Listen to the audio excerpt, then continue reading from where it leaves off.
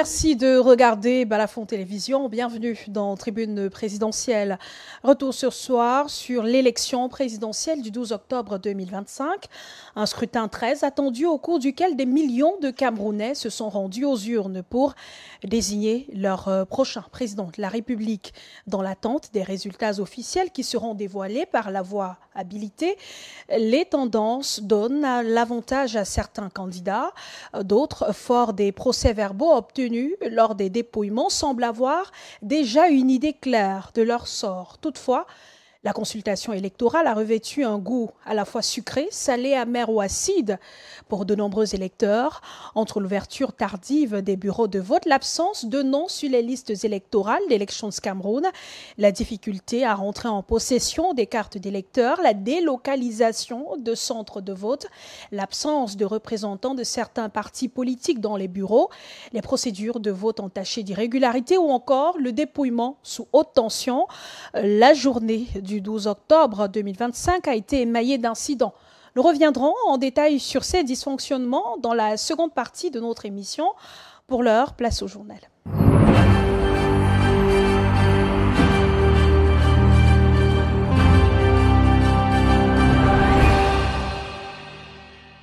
Au lendemain du scrutin présidentiel, l'opposition camerounaise se fragmente. Les alliés d'hier s'opposent farouchement. C'est le cas pour le PAL, le FDC et chacun de leurs candidats. Le parti de l'Alliance libérale désavoue son candidat, Tekiseta Carston, tandis que d'autres figures de l'opposition soutiennent ouvertement des rivaux ou critiquent leur propre camp. Des retombées post-électorales qui suscitent des interrogations sur l'unité et la stratégie des leaders de l'opposition. Fondre Marquez. The voting phase of the 2025 presidential election is over. 24 hours after the polls closed, the political landscape remains animated with reactions from some opposition parties. The president and founder of the Liberal Alliance Party, abbreviated in French as PAL, has distanced himself from their presidential candidate, Ateki Caxton, whom the party had officially endorsed. This move comes hours after Caxton congratulated FSNC candidate Issa Chiroma Bakari for leading in several major urban areas, while also calling for calm. In a press statement signed by PAL chairperson Celestin Bidzige, the party made it clear that Caxton's comments on Facebook do not represent its official position. Bidzige described Caxton's statement as opportunistic and lacking political depth. Ateki Caxton, one of the youngest candidates in the presidential race under the PAL banner, was later seen aligning with Beluboba Maigari, the UNDP candidate. Another politician to publicly congratulate a rival candidate is Emilian Atangana. In a press conference held in Yaoundé, the president of the Cameroon Democratic Front FDC party congratulated incumbent Paul Biya for winning the race to Itudi. Atangana criticized his own party's candidate, claiming he lacked the strategy needed to persuade voters. He described the candidate's campaign tour as electoral tourism and announced the end of their political collaboration. In response, Hiram Iyodi, the 2025 presidential candidate, has hit back, accusing the FDC leadership of pressurizing him to align with the ruling CPDM party, a move he says he refused. The former presidential candidate insisted that he had not betrayed the FDC and also distanced himself from the party's recognition of Paul Biya as the winner of the October 12 election. Et vous l'avez dit, Fondre Marquez, le Front des démocrates camerounais crée la surprise au lendemain du scrutin présidentiel. Son président, Denis Emilien Atangana, reconnaît la victoire du candidat Paul Biya du RDPC et annonce une rupture de collaboration avec le candidat investi par son parti, Hiram Samuel Iyodi. Une décision justifiée par de profonds désaccords internes. Et tandis que le FDC se projette déjà vers les élections municipales et législatives, son ancien candidat dénonce une manœuvre unilatérale et réaffirme son engagement pour l'alternance et la vérité des urnes. Denis Emilien Atangana était face à la presse ce lundi dans la ville de Yaoundé. L'essentiel à retenir de sa communication à suivre dans cet élément de Sébastien Oyébé et Julien Bapungué. Au lendemain de la fermeture des bureaux de vote de la présidentielle 2025, le président du Front des démocrates camerounais, FDC, est face à la presse nationale et internationale dans la ville de Yaoundé pour livrer la position officielle du parti au terme du scrutin. D'entrée de jeu, le président du FDC, Denis Emilien Atangana, reconnaît la victoire du candidat du RDPC, Paul Biya. Nous sommes conscients de notre défaite et aujourd'hui, nous reconnaissons le président Biya qui a gagné son élection et nous le félicitons tout en lui disant que le pays a des urgences qu'il faut régler. Voilà notre position. C'est surtout la rupture entre le FDC et son candidat, Samuel Iram Iodi, qui a marqué cette déclaration. Le président du parti a dénoncé une série de manquements graves. Nous avons eu un candidat, malheureusement, qui a refusé tout ce qu'on a mis à sa disposition. On a essayé tout, mais malheureusement, je crois que beaucoup d'entre vous ont aussi remarqué qu'au lieu qu'ils parlent du FDC, ils ont commencé à parler d'un autre parti politique, au MP3. Vous avez aussi remarqué que même pour la levée des fonds, au lieu de lancer la levée de fonds, Iram avait le nom du parti, parce que nous aussi, on aurait pu s'impliquer dans la levée de fonds. Ils ont plutôt lancé la levée de fonds avec un autre parti politique, avec les comptes et autres d'un autre parti politique. Est-ce que quand les gens vivent, est-ce que c'est normal? Et il y a des zones où, lorsqu'ils veulent déclarer un événement, au lieu de déclarer avec le FDC, ils vont déclarer avec un autre parti politique. Les autorités administratives nous appellent, mais on ne comprend même pas votre affaire là. Est-ce que c'est le FDC? Est-ce que c'est un autre parti politique? Le président du FDC a annoncé que son parti se prépare déjà pour les prochaines élections municipales et législatives, invitant les jeunes à s'inscrire massivement sur les listes électorales et à s'engager dans la conquête du pouvoir local. De son côté, le candidat Iram Samuel Iodi a réagi à la rupture annoncée par le FDC, déplorant la décision et les méthodes du parti qu'il accuse d'avoir agi sans concertation. Il affirme avoir refusé les pressions visant à le rallier au régime en place et réaffirme sa démarche indépendante, son refus de reconnaître la victoire du pouvoir et son engagement pour l'alternance et la vérité des urnes. Et ce lundi également, le candidat du Peuple uni pour la rénovation sociale était face à la presse, toujours dans la ville de Yaoundé. Serge Espoir Matomba s'est prononcé sur le déroulement de l'élection présidentielle du 12 octobre 2025 et indiqué que ses équipes travaillent actuellement pour compiler les procès-verbaux reçus de leurs représentants dans tout le pays. Le premier secrétaire du PURS a réaffirmé son engagement à respecter les résultats officiels et souligné l'attachement de son parti à la démocratie, la transparence et la paix.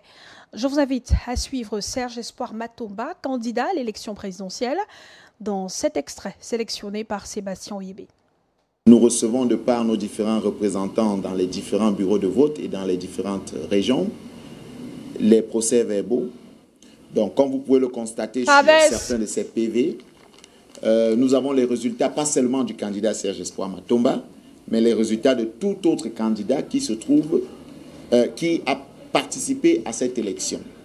Donc, la compilation nous permettra d'avoir le résultat, n'est-ce pas, de l'élection présidentielle qui s'est tenue le 12 octobre 2025.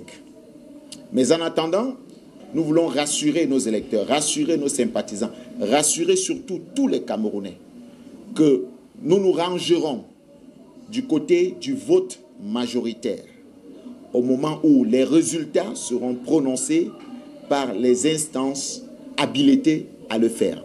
Mais nous rendrons publics les résultats qui sont les nôtres, après le rendu de ces résultats.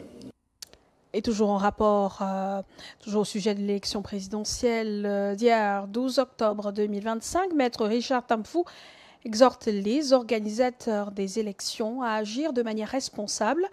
Le coordonnateur régional du PCRN pour la région du Nord-Ouest s'exprimait hier à l'issue de son vote.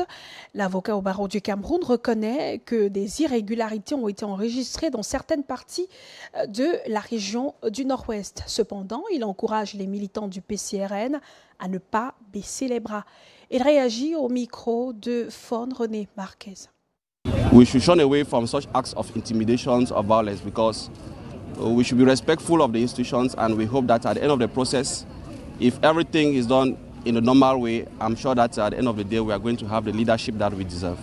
If they continue to remain with the same temperament that we observed during the campaign, which was more responsible, we are going to record very, very minimum incidents of maybe physical assault or whatsoever. But what is constant is that there are some issues of fraud that have been highlighted already. We just want to pray that those who are in charge of this electoral process should remain responsible, and they should know that they are playing with the whole future of a nation. So wherever you are, be it in the administration, be it political leaders, let us act responsibly so that at the end of the day, we should not plunge Cameroun into a chaos that no one would like to live in. Dans le département de la Magno, région du sud-ouest, des électeurs ont pris part au scrutin présidentiel. Une participation en dépit de l'appel au boycott lancé par les groupes séparatistes, dont se félicite le préfet Yves Bertrand à Womfak, à Liénou. L'autorité administrative a dressé le bilan de la journée de vote dans sa circonscription. Au micro de notre correspondant, Larry Etain. We are happy that our population has been able to overcome all fear and have come out in their numbers to express themselves and to exercise their civic responsibility. Our role is to ensure that the entire process goes on hitch-free. We are committed to that, and everything has been put in place to ensure that every good citizen goes to the polls and performs his civic responsibility without fear, without any threats. 24 heures après la clôture du scrutin présidentiel dans le littoral, Elections Cameroun revient sur les irrégularités observées le jour du vote, tout en esquivant les prochaines étapes jusqu'à la proclamation officielle des résultats. Entre cafouillage sur les listes électorales et processus de compilation, notre équipe s'est rendue à la délégation régionale d'Elections Cameroun où Serge Bourdon-Outia, le délégué régional, a répondu aux questions de nos reporters Julien Atada et Loïc Teguia. Tout d'abord, Serge Outia-Bourdon est revenu sur la cause d'un des principaux couacs de la journée électorale, des électeurs en possession de leurs cartes n'ayant pas retrouvé leur nom sur les listes affichées devant leur centre de vote. Ils se sont inscrits ailleurs. Certains n'étaient même plus au niveau du littoral. Ils se sont inscrits dans d'autres régions. À présent, l'heure est à la compilation des résultats.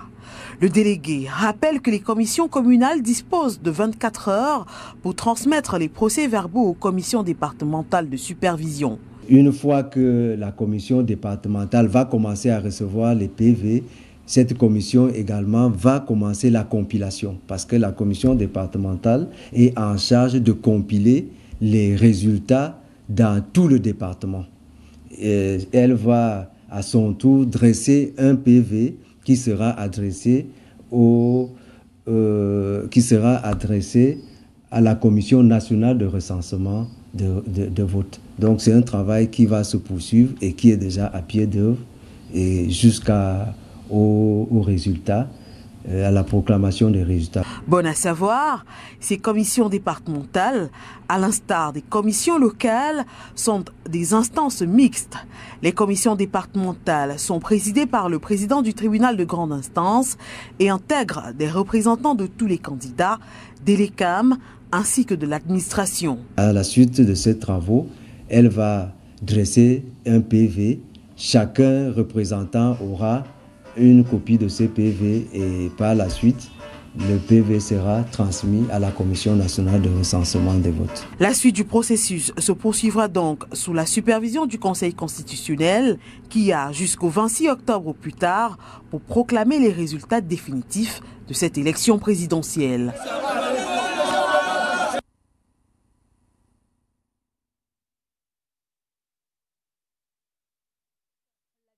Sam reprend son train de vie normal. Dans les marchés du 1er arrondissement, les commerçants ont regagné ce lundi matin leur espace marchand.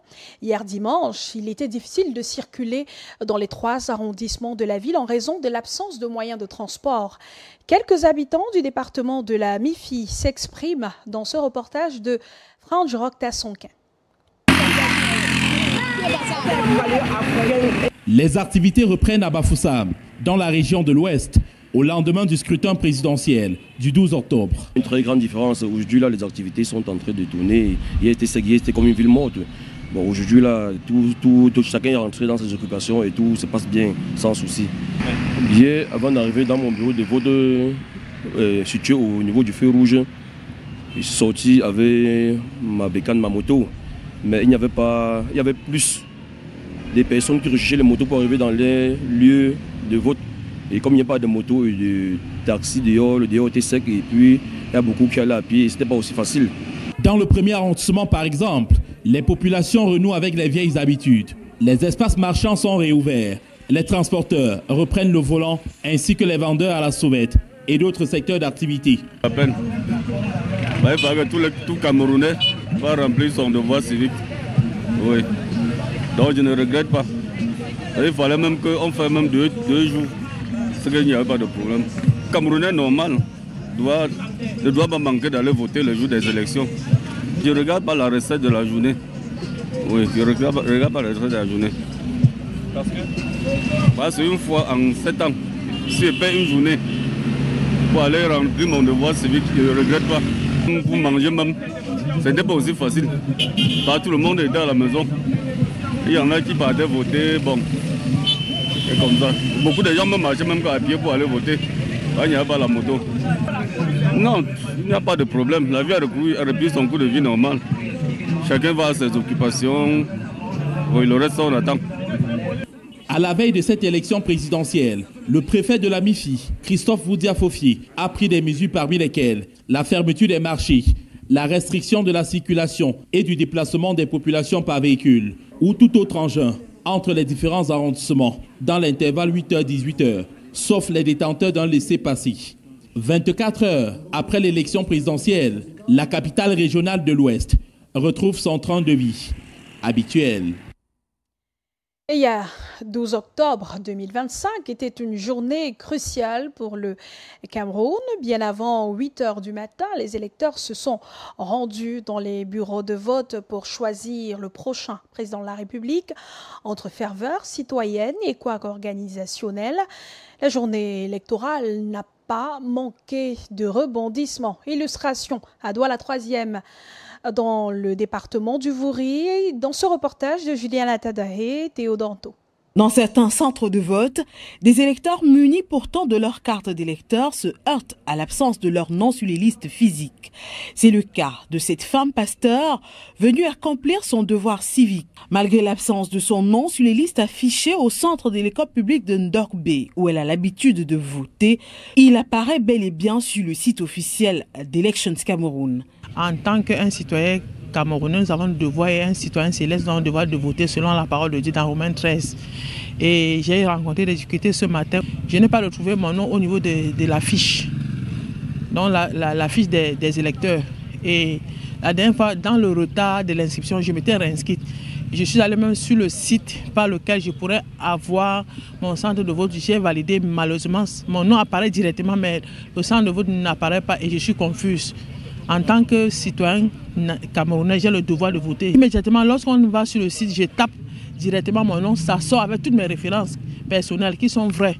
Malheureusement, là où j'ai été envoyé pour le centre de vote, ça n'apparaît pas. Je ne sais pas si c'est un problème de serveur ou c'est un problème de connexion, je ne sais vraiment pas. Je suis un peu troublé. Au lycée bilingue de Japoma, l'un des centres les plus fréquentés de Douala 3e, l'affluence est forte. Certains électeurs ont dû patienter plus de 2 heures pour pouvoir glisser leur bulletin dans l'urne. J'ai voté au centre de Japoma. J'ai attendu plus de 2 heures de temps parce que le rang est tellement long. Donc l'organisation, ce n'est pas ça. Mais ça va aller. Moi, j'ai à voter. La mobilisation dépasse les clivages sociaux. À Japoma, le roi des Bakoko du Vouri, Sa Majesté Djamil Madiba Songhé, est venu voter, saluant l'engouement populaire observé dans son village. Je me sens très bien et honoré d'avoir accompli le devoir de tout Camerounais, devoir de citoyen. Et nous encourageons tous les fils et les filles de la communauté et du pays ce matin, toute cette journée, à chacun aller accomplir sa mission et exprimer son choix et sa voix. Autre fait marquant de cette matinée de vote, la forte présence des personnes âgées, premières à se rendre dans les centres de vote. Un engagement citoyen salué par les observateurs. Malgré quelques irrégularités constatées ça et là, les électeurs du Cameroun répondent présents à l'appel des urnes. Une journée qui s'annonce déterminante pour l'avenir du pays. Et toujours au sujet de la journée d'hier, ils étaient également sur le terrain, les observateurs indépendants qui ont veillé au bon déroulement du scrutin.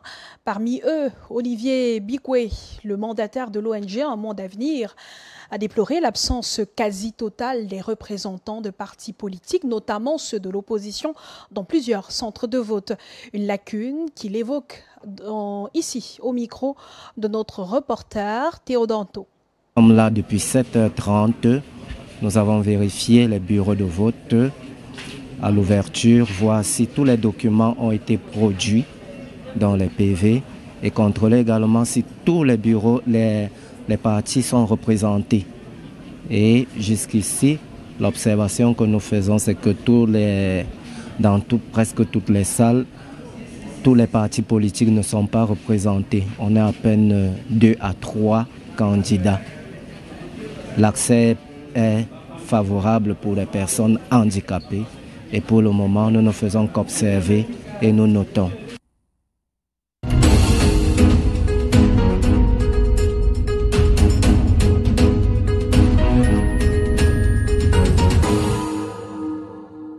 Bienvenue dans la deuxième partie de Tribune présidentielle. Merci à ceux qui nous rejoignent à l'instant. Nous sommes en direct sur Balafon Télévision, le canal 515 du bouquet Canal+, le 747 du bouquet StarTime. Vous pouvez également nous suivre sur Balafon Télévision officielle, la page Facebook. On fait le point, on revient sur la journée d'hier, 12 octobre 2025, journée de vote au Cameroun, puisque l'élection présidentielle était déjà annoncée dès la convocation du corps électoral par le président de la République, lui-même candidat à l'élection présidentielle. Et on reçoit Serge Gauthier Onanina, communicant de l'UMS, l'Union des mouvements socialistes. Bonsoir Serge Gauthier. Bonsoir Madame Mayo, bonsoir à vos téléspectateurs.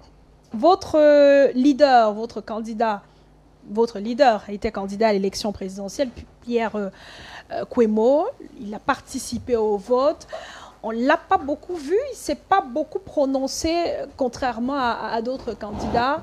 Peut-être avec vous, on saura comment s'est passée sa journée de vote. Justement, comment s'est passée la journée de vote du candidat Pierre Kwemo? Écoutez, de deux façons. D'abord, il s'est plié à son devoir civique et citoyen, celui de voter à Bafan, où il est inscrit, mais il y a également eu un moment de tension avec l'autorité administrative, notamment le sous-préfet des Séans, parce que notre candidat a identifié quelques poches de fraude, quelques éléments de fraude. Et vous savez que nous, de l'opposition, nous sommes intolérants concernant, parce que nous estimons qu'en période de démocratie, il faut que toutes les conditions de transparence, de bon déroulement des opérations soient réunies pour pouvoir nous permettre de nous déployer, de nous exprimer. Donc, il y a eu cette tension avec l'autorité administrative, mais de façon globale, au-delà des éclats de voix, des tensions, des échauffourées, il y a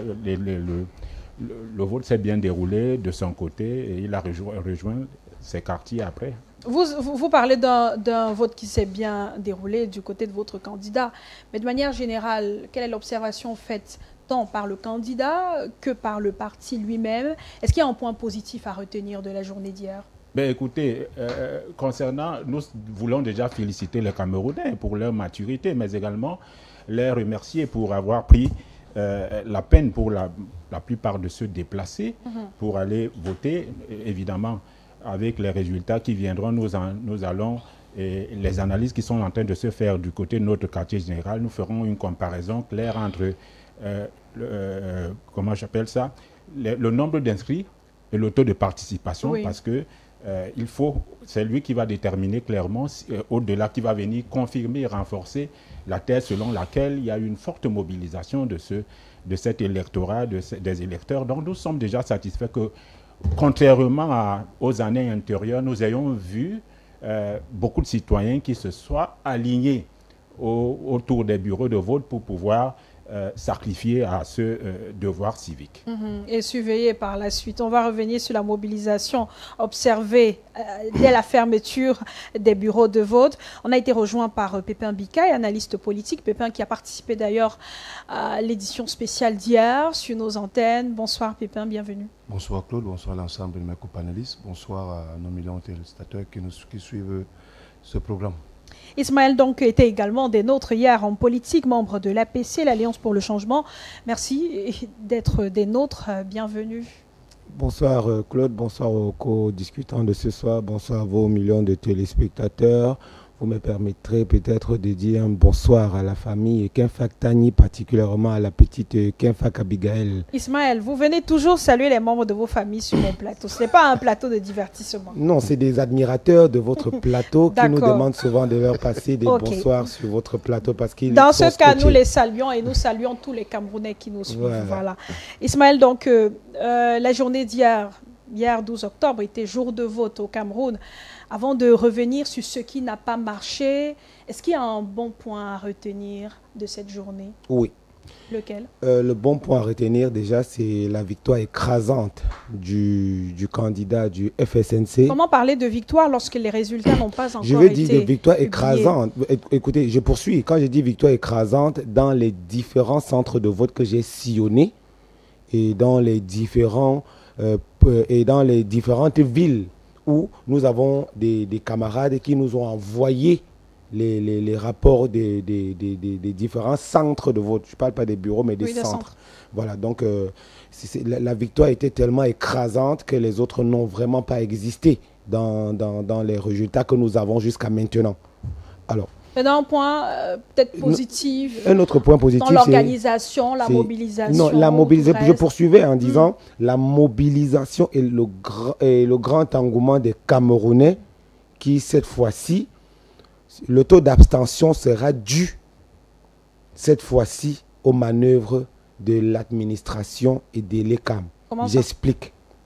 Voyez-vous, on a des personnes qui sont inscrites sur les listes mais ne retrouvent pas leur nom, qui ont leur carte d'électeur, pardon, mais ne retrouvent pas leur nom dans leur centre de vote. Les noms sont inscrits dans des centres d'ailleurs. On a des gens qui, peut-être dans mon bureau de vote particulièrement, il y a une dame avec qui on a toujours voté depuis 2018 jusqu'à hier. Elle est arrivée, elle n'avait pas son nom sur la liste. Alors, j'ai pris sa carte, j'ai sillonné tous les bureaux de vote. Nous sommes au bureau I, parce que jusque-là, dans ce centre de vote, ça finissait au bureau J. Nous sommes au bureau I. Son nom s'est plutôt retrouvé dans le bureau N. Donc, il a fallu fouiller, sillonner toutes les autres salles. Et c'est un travail que nous avons passé toute la journée à faire, à aider les personnes âgées. Les mamans, les papas qui même, devant leur propre salle, n'arrivaient pas à retrouver leur nom. On va revenir sur ces cas-là tout à l'heure, Ismaël. Ça, ce sont des choses qui n'ont pas marché au niveau de l'organisation. On reste d'abord sur ce qui a marché avant de parler de ce qui n'a pas marché. Voilà. Pépin Bikaï, ce qui a très bien marché de votre point de vue? Non, en fait, je suis un peu surpris à écouter mes co-discutants du triomphalisme qui habite un certain nombre d'acteurs politiques relatif à l'organisation de cette élection présidentielle. Je rappelle que le Cameroun est subdivisé en 58 départements et jusqu'à présent, les commissions de recensement de vote partent de là pour être acheminées au niveau de la Commission nationale. Ça veut dire que quoi? Si dans les grandes agglomérations qui sont également les départements, je parle du Voré, je parle peut-être du Fundi, je parle peut-être de la Benoué ou du Diamaré, c'est un exemple parmi tant d'autres, on a peut-être un très bon score du candidat du Front du Salut National pour le Cameroun. Il est difficile de pouvoir dire la même chose sur les autres, la cinquantaine des autres départements. Donc il faut toujours avoir raison garder.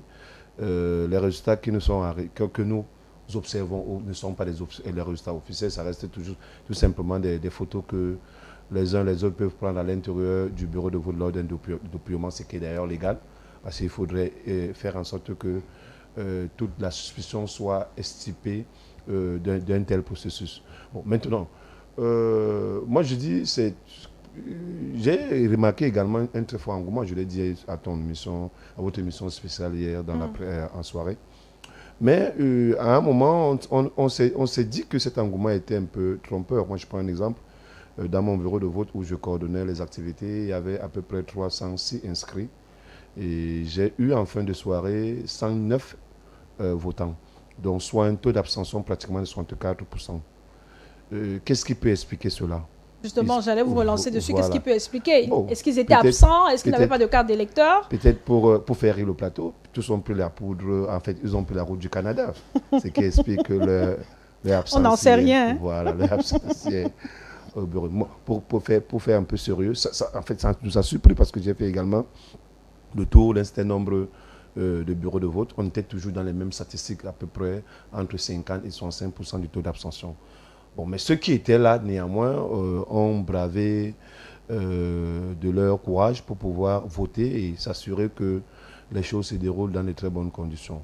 Bon, le point positif, c'est, comme l'a dit ma co-panéliste tout à l'heure, c'est cet engouement-là, c'est cette ferveur qui a animé cette élection, surtout cet esprit de partage, de tolérance, de convivialité, malgré les tensions qu'il y avait, mais de temps en temps, on a pu trouver des moyens pour dissiper ces tensions-là. Et je parlais d'un incident hier entre mandataires qui était justement lié à une erreur dû au fait que le mandataire du RDPC avait constaté qu'on l'avait soustrait une voix. Donc on était obligé de recommencer, de récupérer les bulletins qui étaient déjà dépouillés au sol, de compter candidat après candidat, puis passer aux enveloppes. Et on s'est rendu compte qu'effectivement, il avait raison. Et on a porté sa voix à son candidat de manière unanime sans que cela ne soit contesté ni par un camp comme par l'autre. Pépin, vous craignez un taux d'abstention élevé au regard des chiffres que vous avez en votre possession et tout, et puisque vous étiez dans un centre de vote hier. Est-ce que cela peut être justifié par le fait que des Camerounais aient quand même dénoncé une organisation approximative de cette élection présidentielle par Elections Cameroun? Soit il y avait ceux qui ne retrouvaient pas leur nom sur les listes, il y a d'autres qui n'avaient pas de carte d'électeur, qui ne savaient même pas quoi faire. À un moment, on a vu Elections Cameroun publier, même sur sa page Facebook, en indiquant aux Camerounais qu'ils pouvaient déjà se rendre dans les centres de vote, dans les bureaux de vote, munis de leurs pièces d'identité. Est-ce que ça peut justifier ce taux d'abstention que vous craignez? Non, votre relance est justifiée parce que, comme disait Ismaël tout à l'heure, on a fait le même constat, c'est-à-dire que les personnes qui votent régulièrement dans un bureau de vote, moi j'en ai eu dans mon bureau de vote, mais qui arrivent, ils ne trouvent pas leur nom inscrit sur la liste de vote. Ils ne trouvent leur nom nulle part. Mais leur bureau de vote est déjà identifié parce que lorsque vous inscrivez à l'ECAM, on vous donne votre bureau de vote d'emblée. Donc, si vous êtes électeur sur 30 ans, vous allez voter à l'intérieur de ce bureau de vote de manière éternelle, jusqu'à peut-être que vous fassiez une mutation. Il y a ce premier point, ce premier manquement-là. Le second manquement, c'est que plusieurs personnes sont inscrites, n'ont pas été capables de récupérer leur carte. Ils arrivaient dans leur centre de vote, mais ils ne pouvaient pas voter parce qu'ils ne savaient pas là où ils devaient voter. C'était pour peiner pour un certain nombre de personnes, même les plus jeunes, de pouvoir faire le tour des bureaux de vote pour essayer à chaque fois de rechercher leur nom dans une taille d'écriture qui n'est pas toujours convenable pour ceux qui ont peut-être des problèmes de yeux. Maintenant, il y a aussi une autre alternative que certains nombre de nos compatriotes ont utilisé hier. Ils voulaient forcer la main en entrant dans le serveur de l'élection en Cameroun. Malheureusement, dans l'après-midi, ce serveur était complètement bloqué. Mais au début, certains observateurs ont essayé d'aider les électeurs à retrouver leur bureau de vote. Et puis ça marchait. On parvenait à résoudre un certain nombre de problèmes comme ça. Mais vers la fin, c'était pratiquement impossible pour un certain nombre d'observateurs, d'électeurs de pouvoir avoir accès à ce site-là. Bien évidemment, c'est un site qui a été abondamment vulgarisé. Je pense que l'organisation approximative était beaucoup plus liée au niveau du fichier. Et un certain nombre d'observateurs, longtemps avant, avaient essayé de décrire que cela en mettant la pression sur Elections Cameroun de publier le fichier national. Oui. Ça a fait l'objet de débats multiformes. Je pense qu'un parti politique... La liste électorale nationale n'a pas été publiée. Voilà. Je pense qu'un parti politique même a signé ce manquement-là auprès des institutions juridiques compétentes sans qu'ils aient gain de cause. Quel qu'en soit les cas, ça a eu des conséquences énormes sur le taux de participation.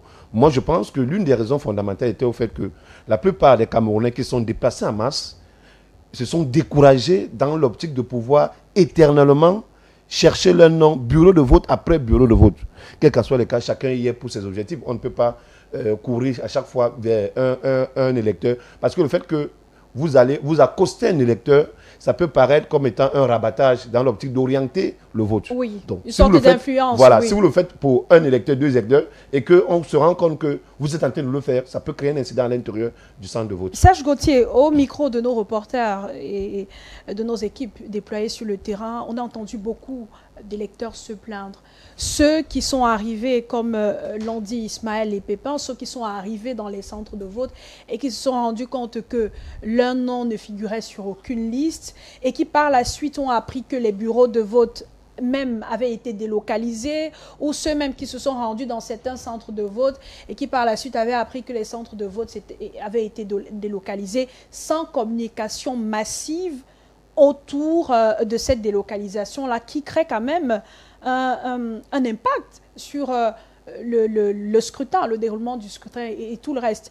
Quand on craint le taux d'abstention qui pourrait être élevé, est-ce que cet aspect-là peut faire partie des causes de... Moi, j'ai envie de dire que la communication de l'ECAMA à l'image de la communication de l'administration camerounaise. Je le dis vraiment honnêtement, sans langue de bois et sans faire de la politique. Là, c'est le journaliste qui parle. Vous allez constater que les institutions camerounaises sont davantage dans la défensive communicationnelle que dans l'offensive. Ils ont des réflexes du genre, vous avez une préoccupation, venez au bureau. Ils ne vont jamais vers les gens. Je prends par exemple les programmes de jeunes.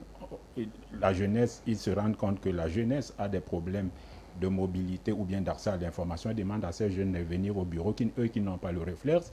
Ils viennent, ils se défendent généralement au lieu de donner, de vulgariser une information. L'administration a toujours tendance à venir réagir quand elle est incriminée. Or, elle devrait être offensive lorsqu'elle vend, parce que l'administration, c'est le service. On est dans le secteur des services, le secteur tertiaire. Et le secteur tertiaire a pour vocation à être offensif, à la disposition de tout le monde. On se rend donc avec l'ECAM, c'est la même chose. C'est-à-dire que voilà une organisation qui est dans le service, et le service électoral, mais qui n'a pas le réflexe d'être offensive en termes de communication. Et vous venez de le relever, vous avez parlé de ces électeurs qui n'ont pas l'information sur leur bureau de vote, alors qu'à 2-3 mois du scrutin électoral, elle devrait faire le ramdam, l'organisation, sur comment connaître où se trouve son bureau de vote, quelles sont les mesures ou les dispositions à prendre lorsqu'il y a une difficulté procédurière en termes d'un manquement ou d'une lacune. Prendre également, échanger avec, non seulement parce qu'il y a des réunions avec les acteurs, il y a souvent des réunions avec les acteurs du processus électoral, mais la cible électorale aussi, c'est l'électeur direct. C'est-à-dire qu'il n'y a pas eu beaucoup d'actions avec l'électeur direct pour savoir quelle pourrait être... on a l'impression qu'il n'y a pas eu une simulation réelle et une prise en compte dans des sondages et des études d'analyse sur ce qui pourrait être la difficulté de l'électeur pour pouvoir corriger ça. Donc tous ces manquements sont des manquements que Élections Cameroun doit pouvoir corriger parce que ce n'est plus sa première expérience. Et quand vous êtes une organisation électorale, que vous soyez électorale ou de n'importe quelle nature, quand on commence à vous critiquer, ça veut dire que vous avez des lacunes. Et l'effort que vous devez faire, c'est de soigner votre réputation. Vous voyez, depuis des années, l'un des reproches qu'on fait à l'ECAM, c'est qu'il n'est pas transparent, il a des manquements et on ne sent pas beaucoup de ce côté-là. Des efforts, bon, je prends un exemple simple, la liste électorale, qu'est-ce que ça leur coûtait de la diffuser, de la publier, au lieu d'entrer dans un débat qui, pour moi, était inutile. Donc, alors qu'on aurait pu résoudre ce problème. Donc, il faut que notre administration, de façon générale, apprenne à être coopérative, à l'écoute des préoccupations des populations, c'est-à-dire des citoyens qui sont au service de toutes les façons. Mais les conséquences de ça, ça peut être quoi? Parce qu'on parle quand même d'une élection majeure, la plus importante du pays, qui a connu de gros problèmes d'organisation. La conséquence, c'est qu'on peut regretter que des personnes n'aient pas pu être inscrites, n'aient pas pu voter. Mais maintenant, est-ce que nous n'avons pas toutes les données chiffrées pour pouvoir... Il va falloir... C'est le chiffre qui va permettre d'aboutir à une analyse rigoureuse. La réalité, c'est qu'il y a des électeurs qui n'ont pas pu être inscrits, qui n'ont pas pu voter pour ces manquements-là, ces lacunes-là. Maintenant, il faut en apprécier la proportion. La proportion va être la conséquence des chiffres qui vont être liés à l'abstention. Est-ce que c'est une abstention du fait que les gens soient restés chez eux?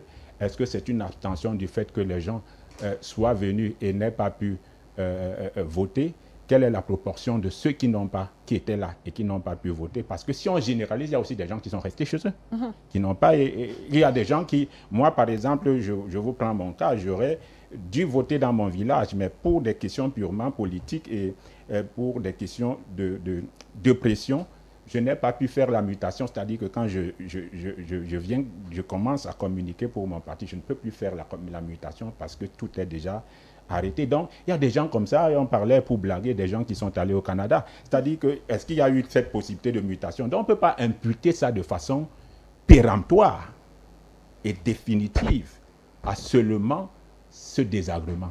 On doit tenir en compte tous les paramètres pour pouvoir apprécier l'abstention. Maintenant, est-ce que cette abstention est forte ou pas? Moi, je ne sais pas. Ce que moi j'ai envie de dire, c'est que nous sommes fiers, nous, à l'UMS, d'avoir participé déjà à ce rendez-vous qui était une première expérience.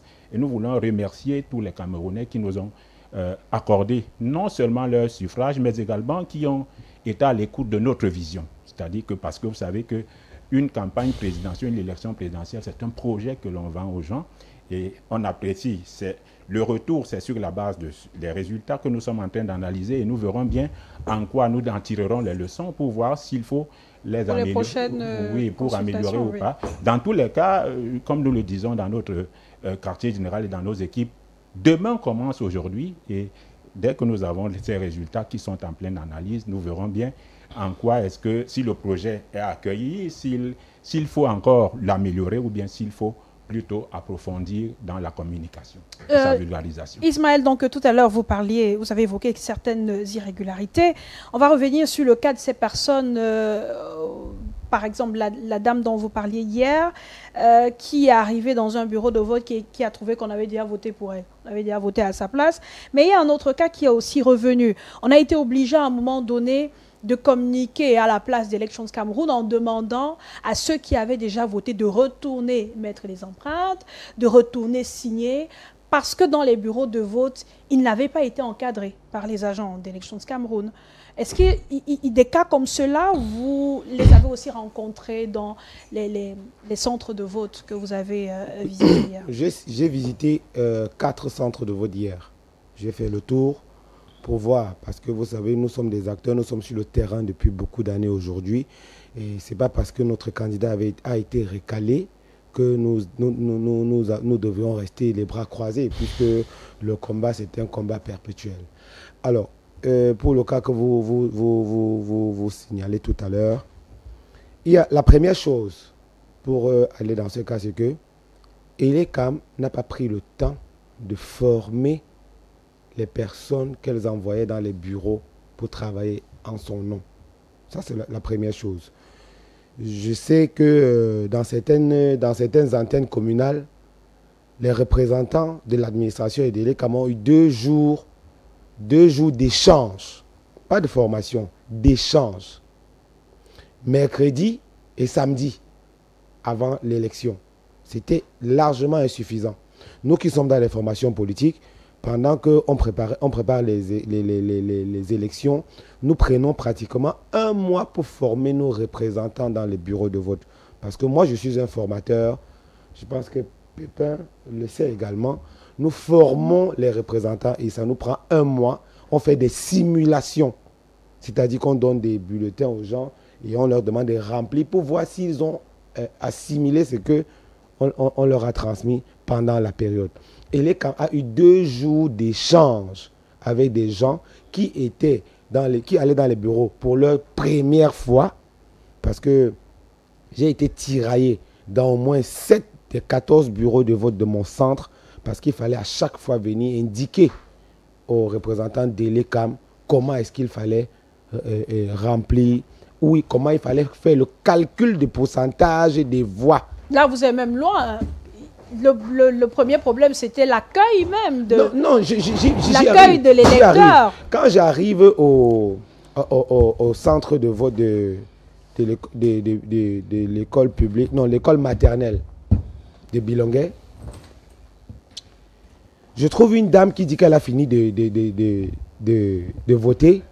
Elle a mis l'empreinte, elle n'a pas signé. Moi, j'ai ramené la dame vers le bureau. j'ai demandé à la représentante de l'ECAM pourquoi on ne signe pas après avoir mis l'empreinte. Elle dit non, ce sont les nouvelles règles. Je lui ai dit non, mais écoutez, c'est vous peut-être qui ne maîtrisez pas. Monsieur, vous ne venez pas nous apprendre notre travail si vous venez nous troubler, puisqu'il ne faut pas venir troubler le jeu. J'ai demandé le responsable du centre de l'ECAM, c'est le chef du site. On m'a dit non, il n'y avait pas de chef de site, c'est chaque président du bureau de vote. Vous comprenez que ça devenait très compliqué pour des gens qui ne connaissent rien et refusent d'apprendre. Alors nous allons ailleurs, on vous dit par exemple à ces plans, il y a des bureaux dans lesquels on mettait l'encre violet, mais on ne mettait plus l'encre rouge. Je leur ai demandé, mais pourquoi vous signez et pourquoi vous n'apposez pas votre empreinte? Non, on nous a juste demandé, madame, pourquoi vous ne mettez pas l'autre empreinte? Non, c'est soit l'un, soit l'autre. Ils ne connaissent pas. Parce qu'en fait, il faut dire que ceux qui étaient chargés les former. Non, ceux qui étaient les responsables de l'ECAM dans les bureaux, eux-mêmes ne connaissaient pas ce qu'il y avait à faire parce que l'ECAM n'avait pas pris le temps de former ces gens, de leur dire ce qu'il fallait faire. Maintenant, autre chose sur les manquements de l'ECAM, comme je disais tout à l'heure, on a le fait que les présidents de commissions locales, les présidents du bureau de vote, ne savaient pas que quand vous avez un représentant dans un bureau de vote, vous ne l'envoyez pas voter ailleurs. Il va voter dans ce bureau et son nom sera inscrit sur le PV. Parce que j'ai eu un cas comme ça dans le bureau C du Collège des Conquérants, le représentant du RDPC, il dit que c'est son centre de vote, il sort pour aller voter dans son bureau. Je lui ai dit, monsieur, vous ne votez pas, vous vous mettez dehors. Le président du centre de vote dit que non, il peut. Je lui ai dit, ben écoute, si tu es venu ici jouer le jeu du RDPC, ça ne va pas marcher. Il va sortir, il va aller voter dans son bureau. Parce qu'en fait, il devait permettre à ce gars de voter 2 fois. Puisqu'il n'y a pas son nom sur la liste dans la salle où il est, il va voter là-bas sans mettre d'empreinte.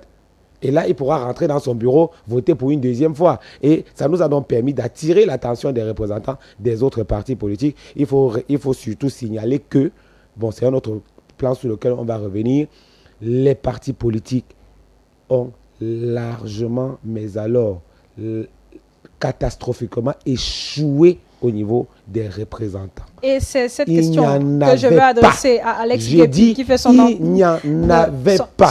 Dans les bureaux de vote, on trouvait les représentants du FSNC et du RDPC. Attention. J'ai dit 2 centres de vote. Je vous mets au défi. Ça, c'est dans les centres de vote que vous avez visités? Oui. J'ai dit dans les 4. Dans les 4 qu'il y a des centres de vote où il y avait... Non, écoutez. Vous permettez, Ismaël, il y avait des centres de vote où il y avait plus de 2 représentants de partis politiques. Oui, c'est vrai. Le maximum, c'était 5. Non, écoutez, je vais vous dire quelque chose, n'est-ce pas? Je vais vous dire quelque chose. On avait, comme il dit, maximum 4 représentants. Et puis, parmi les 4, ce n'était pas dans toutes les salles. J'ai dit, j'ai fait 4 centres de vote hier. Et des centres de vote à Douala 3e qui sont dans des centres. Le plus grand centre de vote de Douala 3e, vous savez quoi? C'est l'école publique de Bilongué. Le plus grand centre de vote de Douala 3e de tous les temps. Et il n'y avait pas les représentants de partis politiques. J'ai dit il y avait maximum 4 et pas dans toutes les salles. Le centre du Collège Les Conquérants où j'étais, dans les 14 bureaux qu'on avait, on avait pour les... Permettez qu'on accueille Alex Nguepi. Allons-y. Ismaël, donc bonsoir Alex Nguepi, merci de nous avoir rejoints. Vous représentez le Social Democratic Front. Vous êtes arrivé et vous avez trouvé qu'on parlait justement de l'absence de ces représentants de partis politiques, de certains représentants de partis politiques dans les bureaux de vote. Est-ce que le SDF avait des représentants? Prenons le cas de la région du littoral par exemple, puisque tous ceux qui sont ici ont pris part au vote dans le littoral. Je suis estomaqué, je viens de prendre une tribune, une position bête, un peuple manipulable. Est-ce que je viens d'assister sur ce plateau? Quelqu'un qui en fait est du FSNC sous couvert vient vous dire qu'il n'y avait pas le SDF à Bilongué. Non, il n'a pas parlé du SDF. Vous me permettez? Non. Là, dans son bureau, il n'y a que 2. Il a parlé de son... Laissez-moi m'exprimer. Non, il ne s'est pas dit poésie. Non, laissez-moi... Non, laissez-moi, vous savez, laissez-moi m'exprimer. Vous avez le temps. Il dit qu'avec le FSNC et le RDPC, il n'y avait que 2. C'est ce qu'il a dit. Et je suis abasourdi. Ça veut dire que nous sommes bêtes. Nous sommes bêtes en réalité. Et on manipule la population. S'il y a un parti politique actuellement de l'opposition, dit d'opposition, qui a couvert l'élection, peut-être pas à 100%, peut-être pas à 80%, mais au moins à 40% sur le SDF. Moi, je peux donner un centre de bureau, un centre de vote. École, collège de la recherche. Il y avait pas le FNC, il y avait que le SDF. Dans Douala 5e, allez-y voir. Tous les bureaux de vote, il y avait 3 partis politiques qui étaient présents dans l'essentiel de l'opposition, le SDF, le FNC et le PCRL. Mais dans d'autres bureaux de vote, vous avez le PURS, dans certains bureaux de vote, dans le centre de vote, certains centres de vote. Vous avez l'UDC, c'était une manière disparate. Vous comprenez? Mais quand ils viennent... Et maintenant, quand moi j'arrivais dans un centre de vote, parce que je coordonnais un centre de vote, je disais à ceux-là qui sont là, aux gens de l'opposition, surtout aux gens du SDF, vous portez la voix de l'opposition, du changement. Ici, il n'est plus question de dire que l'UDC tel n'est pas présent. Votre signature est la signature qui va servir de revendiquer l'élection demain. Je ne faisais pas cette différence-là. Ils vont vous dire, les gens applaudissaient. Je disais qu'à l'heure-ci, vous n'êtes pas que le plan du SDF. Et travaillez en étroite collaboration avec ceux qui sont là, le FNC, le PCN, le PURS. Et ils vont vous dire, c'est ce que je donnais comme message. Je ne créais pas de division. Donc vous dites que le SDF avait des représentants dans les bureaux de vote. J'arrive. Dans combien de bureaux de vote? J'arrive donc. Parce qu'il y a des centres de vote. Déjà, vous permettez. On avait des équipes sur le terrain qui ont énuméré les partis politiques ayant des représentants dans les bureaux de vote. Et le SDF revenait très peu. Non, j'arrive donc. Oui, allez-y. Pour le Vouri, et par exemple dans la 5e que j'ai couvert, nous avons été présents à 75%, voire 80% dans le Vouri, dans la 5e que j'ai couvert. Maintenant, dans les centres de vote, j'ai fait au moins 8 centres de vote, nous y étions. Parce qu'il était question pour moi de vérifier l'effectivité. Et quand je dis centre de vote, c'est que j'allais dans les bureaux de vote. Maintenant, il y a des bureaux de vote où souvent nous n'étions pas. Pourquoi? Par exemple, École publique, ça dit. Le bureau X, le bureau X, Y, Z, W. Dans les derniers chiffres là, au niveau de l'action anglophone, nous n'étions pas dans 6 bureaux de vote. Je peux lui dire pourquoi. Le FNC, par contre, était dans tous les bureaux de vote. École publique, ça dit. Ça, il faut se le reconnaître. Le PCRN était dans tous les bureaux de vote avec le Boulam Sadi. Certains représentants, ces 6 bureaux de vote, ces représentants sont arrivés à 10 heures. Les chefs du bureau de vote ont refusé qu'ils entrent en disant qu'il faisait tard. Or, le code électoral n'a pas dit qu'il y avait une limite d'heure pour être représentant dans le bureau de vote. Non, mais c'est le code électoral. Ils ont refusé. Mais curieusement, dans le bureau U, à Boulam Sadi, le RDPC, le représentant est arrivé à 16 heures, ils l'ont fait entrer. Parce que si je n'étais pas à Boulam Sadi, j'étais plutôt au niveau de leur prendre leur bourse sans questionner. Quand on me donne l'information à 12 heures, je me dis, j'ai dit qu'ils vont gérer. Mais quand j'arrive là-bas vers 16h30, on a tellement attention que monsieur, mon représentant qui est au bureau U, me fait comprendre que le candidat du RDPC, le représentant, a été introduit. Donc je dois rencontrer ceux-là qui gèrent les camps de la zone. Chacun fuyait. En fait, je me suis rendu compte qu'il y avait une complète tactique. Et ça, il faut dénoncer. Donc, je suis allé au bureau X, au bureau Y. Et curieusement, au bureau Y, je suis arrivé, il y avait une dame qui était du FNC. Il y avait le FNC au bureau Y et le FNC et le RDPC. Donc, pour résumer, vous dites que le SDF avait des représentants dans certains bureaux de vote, a voulu avoir des représentants dans d'autres bureaux de vote, mais ceux-ci ont été expulsés parce qu'ils étaient arrivés en retard. Par contre, ceux du RDPC qui avaient à 16 heures ont été permis. On n'a pas la preuve de ça. Non, je vous dis le bureau U. J'ai un représentant de ce bureau-là. Je vous donne le bureau U. Et comme quand je vous donne cette information, je vous dis le bureau U, il est arrivé à 16 heures. C'est là où je suis arrivé, j'ai attiré attention. Au bureau, par contre, Y, où seul le FNC était représenté, c'était une dame qui était là-bas. C'est elle qui s'est opposée. C'est-à-dire la femme chef de l'ECAM qui était au bureau Y a dit, pourquoi pas. La femme avec le RDPC, le FNC, l'administration et l'ECAM. Vous disiez tout à l'heure que vous avez visité... Laissez-moi un peu une seconde. On ne va pas s'étendre seulement sur la question une seconde. La femme du FNC a dit non, ils ne peuvent pas entrer. Elle dit, ils ne peuvent pas être représentés. J'arrive à 16h. Je dis, mais madame, le bureau U là-bas, dans le même centre de vote, on a laissé le RDPC entrer. Elle dit, non, ils sont venus en retard. Et c'est l'esprit-là, en fait, qui est en train de remettre sur ce plateau. De vouloir montrer que c'était peut-être le FNC qui était là. Je dis bien, l'opposition de sa globalité, dans tous les centres de vote, était représentée. Maintenant, Il y avait une disparité. Est-ce que vous portez la voix de l'opposition? Non, je ne pourrais pas. Vous savez, madame, à un période électorale comme ça, ceux qui ont voté les 11 candidats voulaient le changement. Ils voulaient le changement. Et à l'heure actuelle, il faut tenir dessous du changement. Je ne suis pas pour les batailles entre une partie de l'opposition à cette période-ci. Mais je dis bien que nous, au SDF, et surtout au littoral, nous avons le plus couvert l'élection. Peut-être pas dans un bureau de vote, comme il le dit, mais si vous allez dans le centre de vote, vous vérifiez les centres, vous allez voir que le parti le plus représenté était le SDF. Nous avons couvert dans l'essentiel. Vous allez réagir tout à l'heure et nous donner votre avis sur le déroulement du scrutin. Mais je voudrais que Pépin Mbika dise un mot sur l'absence de certains représentants de partis politiques, de mandataires de partis politiques dans les bureaux de vote. Le constat qui a été fait, c'est qu'effectivement, l'opposition a un peu négligé cet aspect. Est-ce parce que par manque peut-être de représentants ou du fait de cet obstacle qu'a évoqué Alex Guépi, il a évoqué le cas des représentants du SDF qui auraient été expulsés parce qu'ils sont arrivés en retard. Est-ce que ça peut justifier le fait que, à travers le pays notamment, on a constaté que l'opposition a été absente? Cette question-là, je voulais répondre, ajouter un peu un certain nombre d'éléments que Ismaël a développé tout à l'heure concernant les présidents des bureaux de vote. Il faut dire clairement que ELECAM s'appuie prioritairement sur les enseignants lorsqu'ils ont à organiser le scrutin. Et parallèlement, il y a le gros défi, ce n'est pas forcément la mobilisation du matériel. Le gros défi, c'est la tenue des procès-verbaux. Et c'est une exclusivité du président du bureau de vote qui peut désigner parallèlement un secrétaire pour cette tenue-là. Bon, il faudrait que dans les circonstances, que la secrétaire également soit formée sur comment remplir un procès verbal, parce qu'il y a des canaux requis.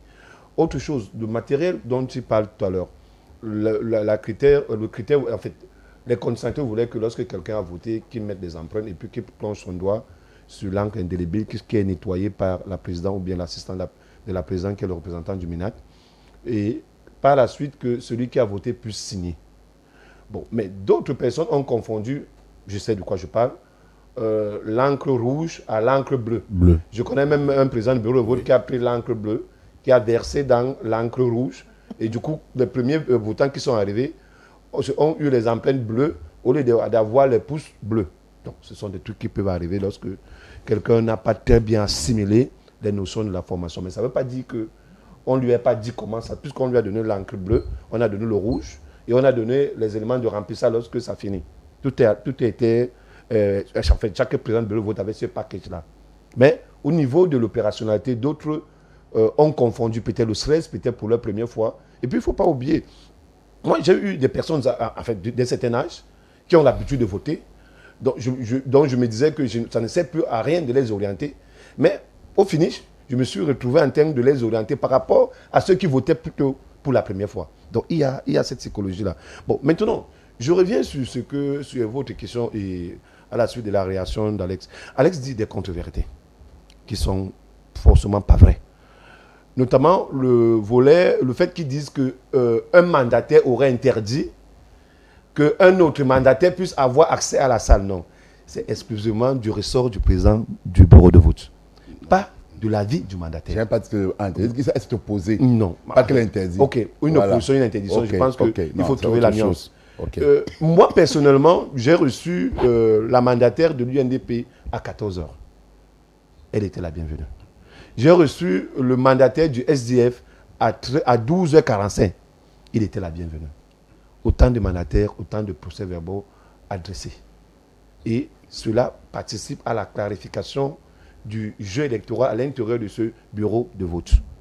Donc, me dit que même si le mandataire arrive à 18h ou bien à 18h moins 15, s'il peut avoir de l'espace pour lui, en fait, pour qu'il intègre le bureau de vote et qu'il valide le processus électoral à l'intérieur du bureau, il est la bienvenue. Il faut seulement qu'il ait son mandat lui permettant d'avoir accès à la salle. Voilà. Donc, maintenant, la vérité, c'est que les partis politiques d'opposition, pour la plupart, ne sont pas toujours prêts à aller à l'élection présidentielle. C'est une élection qui coûte très cher et elle est lourde en termes d'organisation. Lorsque, par exemple, dans le département du Vouré, vous avez plus de 4161 bureaux de vote. Ça fait 4161 mandataires que chaque parti d'opposition doit prendre en charge. Ils doivent avoir un petit café le matin, ils doivent avoir un gros pain dans l'après-midi et ils doivent avoir leur transport en soirée. Le soir. Ce que nous constatons, c'est que les gars du RDPC parviennent à faire cela. C'est-à-dire parfois tu as le mandataire des partis d'opposition qui n'ont pas été ravitaillés. Sur les 8 heures du déroulement du scrutin, ou bien les plus de 10 heures du déroulement du scrutin, beaucoup ont faim et ont soif. En réalité, le rôle du mandataire, c'est de ne pas quitter la salle où le processus électoral est en train de se dérouler. Mais ils doivent manger. Mais ils doivent manger. Ils doivent se soulager aussi. Donc, parfois, on se retrouve que le mandataire du RDPC est contraint de partager son casse-croûte avec les mandataires des partis d'opposition, au moins pour les permettre de pouvoir tenir. Ça, c'est un constat visuel que j'ai eu à faire hier. Ou alors, le président du bureau de vote est obligé de partager son casse-croûte avec les autres mandataires. C'est la solidarité. Ce n'est pas la guerre, c'est une élection. Mais pour la plupart des partis d'opposition, ils ont certes la conditionnalité, mais ils n'ont pas les éléments nécessaires les permettant d'aller au bout de l'élection. Donc, il s'est posé le problème de prise en charge de ces mandataires. Un autre cas. Leur absence. Voilà, un autre cas, je vais vous raconter une anecdote. Le PCRN, par exemple, dans le bureau de vote où j'étais, a pu mobiliser autant de mandataires pour assurer leur vote. Mais à la fin de la soirée, il y a un petit garçon qu'on a remis 2500 pour le transport. Il s'est énormément fâché en disant que c'est trop petit. On lui a fait perdre toute la journée. Mais je lui ai posé la question, ta journée, en fait, c'était une journée morte. Quel est l'employeur qui devait être employé et te donner autant? Je ne sais pas, vous comprenez. Donc, si par exemple un parti politique comme le PCRN doit donner 2500 à chaque mandataire, fois 4161 sur l'ensemble de tous les bureaux de vote du département du Vouré, vous voyez que c'est extrêmement lourd. À la limite, il faut être très malin, être capable d'envoyer les mandataires là où on est sûr d'être voté. Et là où on est sûr de ne pas être voté... Ou là où on a des doutes? Oui, forcément, ce sont des calculs. Je me dis que de manière géostratégique, à l'intérieur des QG, on doit réfléchir de cette manière. Pour un peu renchérir avec ce que Alex disait tout à l'heure. Si vous n'êtes pas sûr d'avoir les voix dans un bureau de vote, il ne sert à rien d'envoyer un mandataire à l'intérieur. Maintenant, il faut capitaliser là où vous savez que votre électorat est concentré, de nature à ce que votre vote il soit surveillé. C'est un système D qui peut être acceptable. Mais pour dire vrai, la quasi-totalité des candidats à cette élection n'avaient pas leur mandataire dans les bureaux de vote. Et Ismaël a dit, on pouvait avoir au maximum 4 ou 5 mandataires dans les bureaux de vote. Le reste n'était pas présent. Ce n'est pas une langue de bois de le dire. Serge Gauthier, avec vous, sur ce plateau d'ailleurs, on avait évoqué cette question de la présence des mandataires dans les bureaux de vote. Et on a vu des partis politiques se mobiliser pour le recrutement à la fois de mandataires, d'observateurs de manière générale, et ainsi de suite. Mais ceux-là, on ne les a pas vus. On a d'ailleurs vu des partis politiques initier des... comment on appelle ça, des collectes de fonds pour la prise en charge de ces derniers. Mais ces mêmes partis politiques qui étaient au devant de la scène pour des initiatives comme celle-là n'avaient pas de mandataires dans les bureaux de vote. Alex Nguepi a posé le problème que les représentants du SDF ont rencontré sur le terrain. Pépin Bikaï parlait d'une difficulté de prise en charge. À l'UMS, ça faisait partie de vos priorités aussi. Où étaient vos mandataires? Ils étaient dans les bureaux de vote, ils étaient 9000 multipliés par 5000 prises en charge par jour, ça fait 45 millions. Dans quel bureau de vote? Dans le Septentrion et à l'Ouest Cameroun. Parce que nous vous avions dit que nous n'avions pas la capacité de couvrir tout le Cameroun. Et donc forcément, nous souhaitions une mutualisation. Il faut être un magicien pour avoir 150 millions et couvrir tous les bureaux de vote. Moi, je ne fais pas dans la langue de bois. Ici, chacun va vouloir jouer au beau et que c'est lui qui est le plus fort, le plus beau, le plus intelligent. Personne ne pouvait couvrir tous les bureaux de vote dans l'opposition parce que pour s'occuper d'un bureau de tous les plus de 30 000 bureaux de vote, il faut avoir, je vous ai dit, au moins 150 millions. Quand vous voyez la campagne des gens, telle qu'ils ont fait, il n'y a pas d'affichage, il n'y a pas de grandes affiches, il n'y a pas de petits tracts. C'est les bureaux de vote que les gens auraient pu couvrir de façon globale. C'est pour cela que quand on est dans une dynamique de l'opposition qui vise le changement, le noircissement des autres n'est pas utile quand on peut vous opposer rapidement des faiblesses. Je prends par exemple un exemple dans le bureau de vote. Est-ce que vous savez que l'activité des opérations dans un bureau de vote est une activité collégiale ou dans laquelle il y a un président, certes, qui assure la police, qui s'occupe de la coordination, mais chaque acteur, chaque représentant a un droit de regard pour compléter.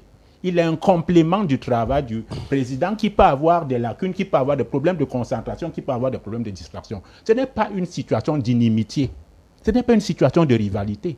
C'est une situation de mise en commun, de complémentarité, d'efforts pour que l'opération et l'activité se déroulent bien. Et à la fin, c'est le résultat, c'est le score qui va venir maintenant créer la différence. La différence se crée au niveau des bulletins à prendre tout simplement, mais dans le processus, nous devons veiller à ce que chaque étape soit clairement respectée. Ça, c'est l'une des choses que je voulais dire. Je voulais également dire que quand moi j'entends les gens insister dessus sur tel n'était pas représenté, tel était représenté. Pour moi, au-delà de la question des millions, c'est-à-dire de l'argent, ça pose également l'absence des bureaux des représentants dans tous les bureaux de vote, parce que personne n'a pu les couvrir de façon nationale, pose la question sur laquelle nous revenons de façon permanente et continue, c'est celle du bulletin unique. Parce que si on a un bulletin unique, c'est une difficulté évacuée. Donc, en même temps, on est dans les débats de « oh, tel n'était pas, tel n'était pas ». La solution n'est pas là-bas. Ailleurs, on a trouvé la solution. Bulletin unique, vous venez vous cocher le truc de votre candidat et on n'a pas besoin d'avoir 12 personnes qui remplissent un bureau de vote en plus des 2 représentants. Mais nous n'y sommes pas encore. Et la solution il faut donc pouvoir militer dessus. Puisque dans la vérité, personne n'a concrètement été dans tous les bureaux de vote. Mais ce que les gens préfèrent dire, c'est que les autres n'étaient pas là. Si moi je cite là où ils n'étaient pas, ils sont capables. Qu'est-ce qu'ils vont dire? Parce que moi je suis capable de dire là où ils n'étaient pas. Bien sûr. Vous voulez qu'on joue à ce jeu? Non, on ne va pas jouer à ce jeu. J'attire donc l'attention des téléspectateurs, des populations électrices, de faire très attention à la manipulation qui consiste à toujours noircir les autres pour être le plus beau de la terre. La construction du Cameroun va faire sur la base de la conjugaison de tout le monde. Et c'est des choses qui ont manqué à l'opposition dans la question de la mutualisation et de la coalition. C'est-à-dire que les gens se sont positionnés en roitelet, en patrons qui doivent servir, qui doivent recevoir, accueillir ou diriger les autres, et non en situation d'égalité dans laquelle on peut négocier une synergie des efforts, une mutualisation des apports, et pour aboutir à des candidatures consensuelles. Donc, c'est toujours ça. C'est pour ça que quand Jeune Afrique, par exemple, dit que nous sommes une opposition bête, c'est parce que nous mettons l'accent naturellement sur les périphéries. Sur les périphéries, sur les intrigues de bas étage, que de mettre l'accent. Moi, par exemple, quand on parle de ça, jusque-là, les questions, pour moi, ce sont les questions de fraude qui m'intéressent. Est-ce que le fait qu'on soit à 12 dans un bureau de vote peut empêcher une fraude? Quand, par exemple, le nom d'une dame ou d'un monsieur se retrouve dans un autre bureau de vote, le fait que nous soyons tous 12 représentés dans le bureau de vote à 12 empêche ça? Donc, l'élection, c'est donc la concentration sur ce qui peut empêcher la fraude, pas la communication sur tel est plus faible, tel est plus fort, tel est plus riche, tel est plus beau. C'est pas ça ce qui nous intéresse. Moi, c'est pas ce qui m'intéresse sur un plateau. Parlant justement des cas de fraude, on a vu à travers les réseaux sociaux, puisque la campagne, l'élection présidentielle s'est également déroulée via les réseaux sociaux en temps réel. On avait une idée de comment se passe le vote dans telle localité, dans tel centre, dans tel bureau de vote, ainsi de suite. Est-ce que à votre niveau, chacun, il y a des cas de fraude qui ont été enregistrés, observés et tout le reste? Je commence par vous, Ismaël, donc. Oui. J'ai fait 2 directs hier pour dénoncer des cas de fraude sur votre antenne. Oui. C'est vous qui m'avez pris. Donc, chez moi, ce n'était plus une question sur laquelle on devrait encore douter. Mais je voudrais rapidement évacuer quelque chose en 30 secondes. Il faut que les Camerounais se rendent compte d'une chose, Claude. On est venu ici un peu faire notre autocritique de ce qui s'est passé. Parce qu'ici, actuellement, on n'a pas le RDPC, n'est-ce pas?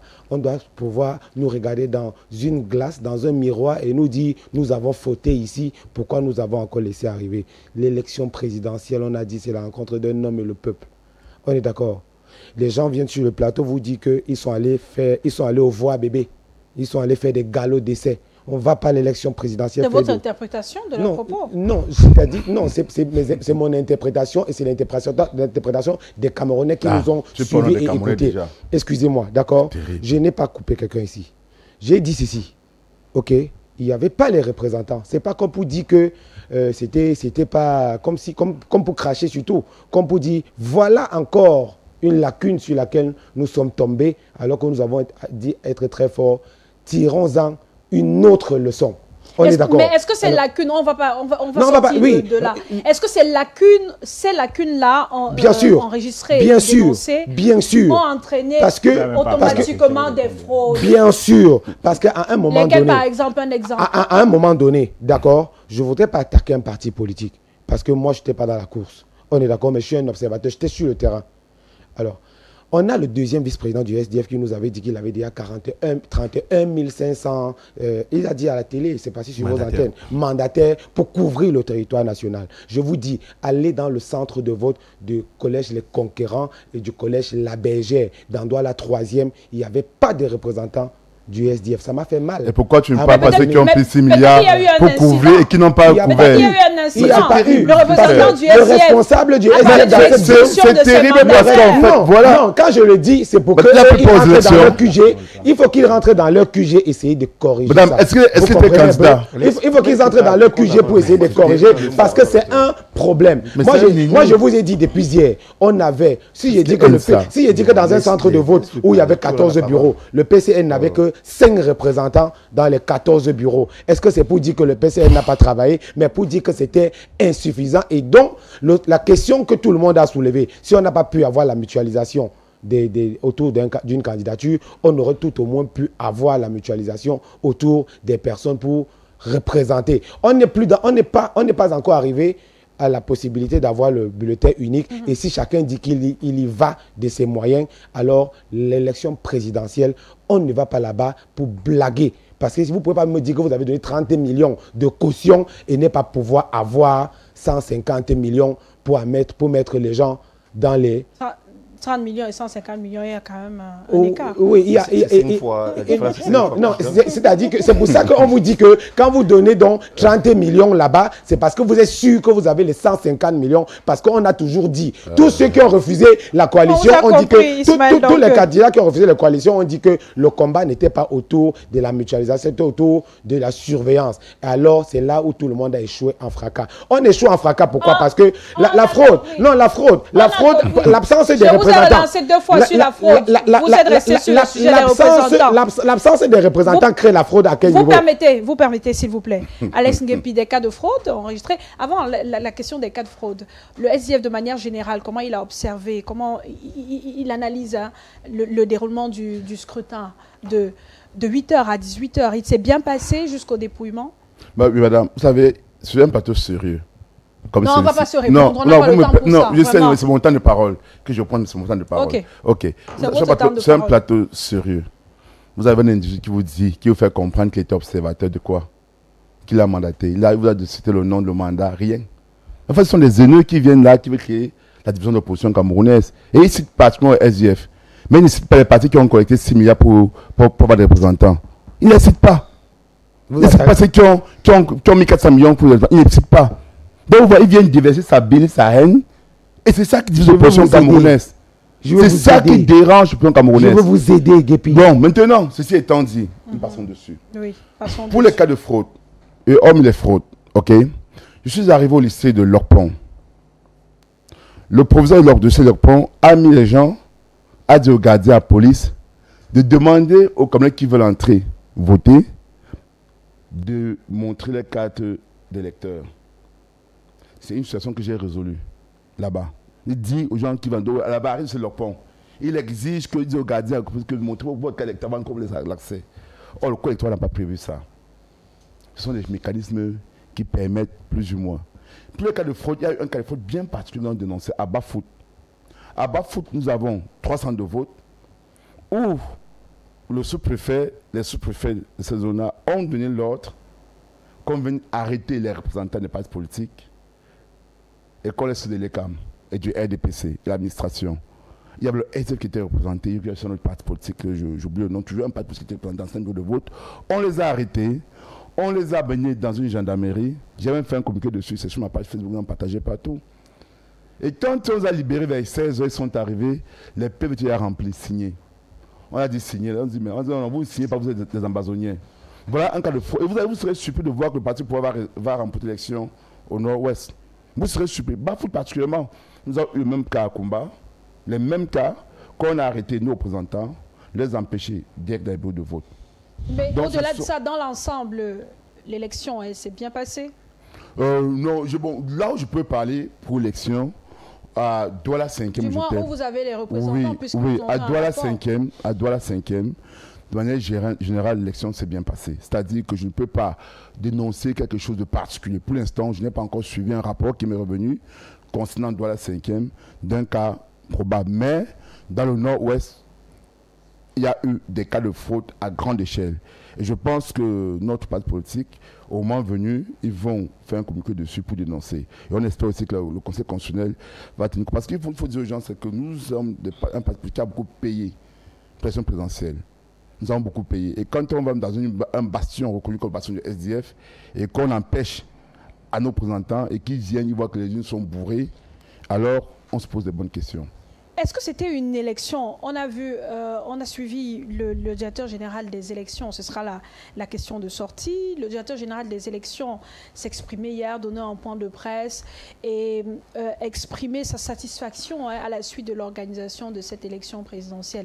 Mais on a vu des tensions, enregistré des tensions dans des bureaux de vote lors du débrouillement entre des représentants d'Elections Cameroun qui ont été séquestrés dans des salles, dans des bureaux de vote, d'autres qui ont été agressés physiquement, ces représentants de partis politiques qui ont bagarré, qui se sont affrontés, que ce soit par échange physique ou verbal. Pépin Mbikaï, s'il faut faire un résumé de la journée d'hier, est-ce que c'était une belle élection présidentielle? Non, en termes d'organisation, je pense au niveau de la campagne, c'était l'une des plus piètres que le Cameroun ait jamais organisée. Ça, c'est une évidence. Peut-être la raison est liée à la conjoncture. Il a manqué peut-être beaucoup d'argent aux candidats. Gauthier le relevait tout à l'heure. Pas de flyers, pas d'affichage, rien. C'était un peu inquiétant. Et puis, ce constat, forcément, présageait à une élection assez difficile. Mais pour rester sur le prisme de l'observateur que je suis, je pense que les choses se sont déroulées dans le calme. Parce que je pense, j'ai commis une tribune où j'indiquais justement qu'il ne faudrait pas que cette élection présidentielle soit le prétexte des affrontements entre partisans et leaders ou bien entre communautés. Il faudrait justement que les uns et les autres aient la maturité nécessaire pour comprendre que c'est un processus électoral. Dans ce processus électoral, c'est un jeu, on peut gagner comme on peut perdre. Chacun doit y aller avec ses arguments.